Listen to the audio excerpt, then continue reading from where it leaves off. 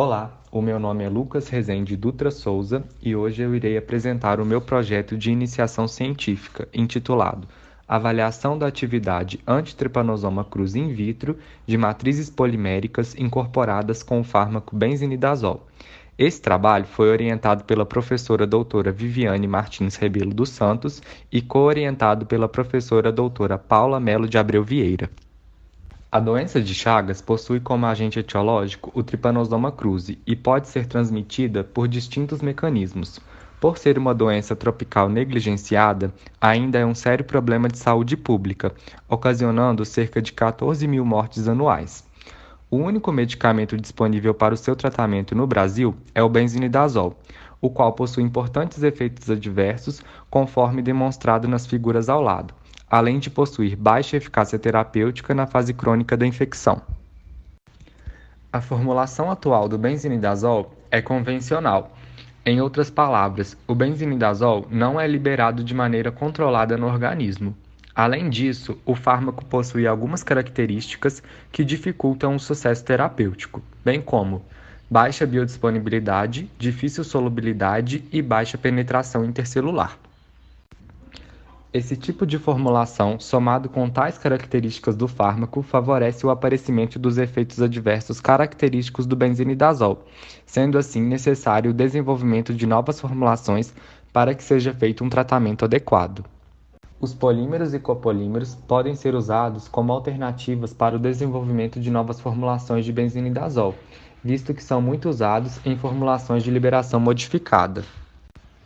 Tais formulações fazem com que haja diminuição do número de doses e levam, em geral, o fármaco para o sítio de ação específico, além de trazer outros benefícios. Implantar essa estratégia em uma nova formulação com benzinidazol aumentaria a adesão do paciente ao tratamento, visto que muitos o abandonam devido ao aparecimento de efeitos adversos, que, por sinal, estão intimamente relacionados com o aumento da dose de benzinidazol. Com base no que foi dito, no meu projeto buscamos criar uma formulação de liberação modificada com o fármaco benzinidazol, visando manter ou aumentar a atividade tripanocida e diminuir a sua dose, para que haja diminuição do aparecimento de efeitos adversos, aumentando assim a adesão do paciente ao tratamento. Portanto, o objetivo geral do trabalho foi avaliar a atividade antitrypanosoma cruzi in vitro das diferentes matrizes poliméricas com o fármaco benzinidazol incorporado. Para cumprir com o objetivo geral, realizamos modificações químicas no polímero PEG 4000 e no copolímero PMMA-GPEG 4000, por meio de reações de acetilação, esterificação com posterior hidrólise, etilação e halogenação. Posteriormente, o benzinidazol foi incorporado nos polímeros, copolímeros e seus derivados. Após a incorporação, os produtos foram caracterizados por meio de microscopia eletrônica de varredura e força atômica. Pela técnica de MEV, a incorporação foi confirmada em todos os polímeros e copolímeros, devido ao aparecimento de microesferas, indicadas pelas setas vermelhas. Pela técnica de força atômica, comprovamos a incorporação devido ao aumento de pontos brancos após a incorporação do benzinidazol, pois eles indicam que há substâncias adsorvidas na superfície das matrizes poliméricas. Após as caracterizações, foi realizado o ensaio de citotoxicidade em fibroblastos da linhagem L929 e foi calculado o CC50. Foi avaliada a atividade tripanocida em formas tripomastigotas e amastigotas do Trypanosoma cruzi e foi calculado o IC50.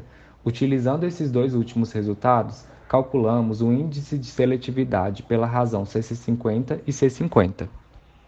A tabela 1 mostra os resultados da atividade tripanocida, citotoxicidade e índice de seletividade. O benzinidazol livre foi usado como controle positivo e os polímeros e copolímeros sem benzinidazol incorporado como controle negativo contra o Trypanosoma cruzi. O benzinidazol livre, nosso composto de referência, forneceu um IC50 de 0,3 microgramas por mililitro e um índice de seletividade de 1067, que foi usado como um valor de referência para avaliar a potência e seletividade dos polímeros e copolímeros com benzinidazol incorporado.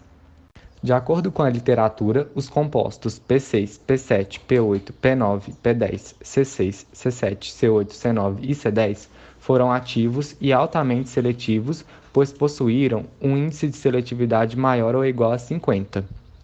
As formulações atuais têm cerca de 5 vezes menos benzinidazol do que o controle positivo, o benzinidazol puro. Diante desse fato, pode-se sugerir que os polímeros e copolímeros com benzinidazol incorporado foram capazes de manter a atividade tripanocida do benzinidazol e diminuir a citotoxicidade in vitro, especialmente os compostos P8, P9 e C7, que mesmo com a dose reduzida de benzinidazol, conseguiram atingir um efeito inibitório próximo ao do benzinidazol puro. Reduzir a dose de benzinidazol e manter a sua atividade tripanocida é muito importante, visto que o aumento no aparecimento de reações adversas provocadas pelo benzinidazol está altamente relacionado com a dose, sendo mais frequentes e intensas com doses altas.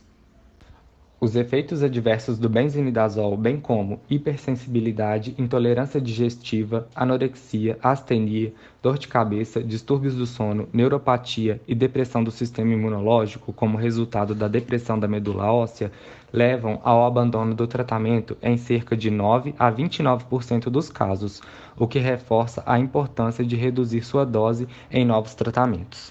Contudo, os polímeros e copolímeros com o fármaco benzinidazol incorporado apresentaram ótima atividade tripanocida e não foram citotóxicos para as células do estudo, sugerindo uma maior segurança. Os valores do índice de seletividade indicam que tais formulações podem ser estudadas em vivo.